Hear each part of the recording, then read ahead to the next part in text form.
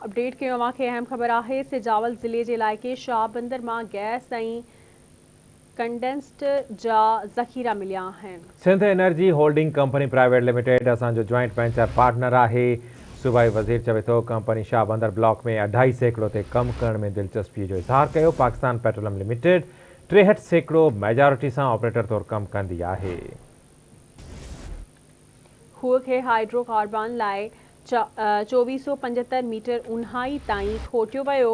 खूह की रिसर्च का पोइ खोटाई असांजी उम्मीदुनि ते पूरो लथी है। रोज़ानो 11.7 मिलियन मौकब फिट गैस और 198 बैरल कंडेंस्ड निकरी रहा है। गैस के दरियाफ्त मुल्क के तवानाई वसीलन के हथी वठण में एक अहम कदम है।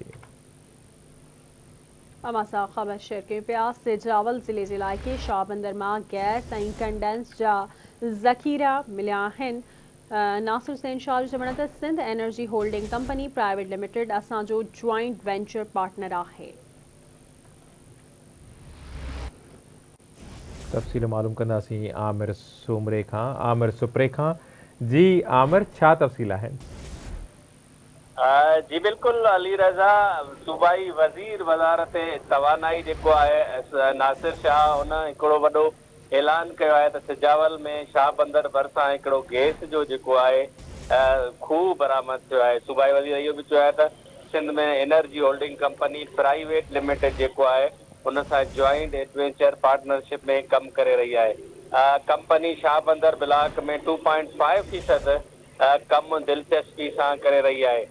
सूबाई वज़ीर सैयद नासिर शाह पिणु इहा हिकिड़ी ख़ुशख़बरी ॿुधाई आहे त पाकिस्तान पेट्रोलिंग लिमिटेड कंपनी जेकी आहे मेजॉरिटी सां गॾिजी करे ही कमु करे रहिया आहियूं। सूबाई वज़ीर इहो बि चयो आहे त पते जी भरिसां 6 खूह जेके 11 अक्टूबर ते खोटिया विया उन्हनि मां जेको आहे ही गैस जा 9 खूह बरामद थिया आहिनि जंहिंसां सिंध जी तरक़ी में अहम किरदारु अदा थींदो।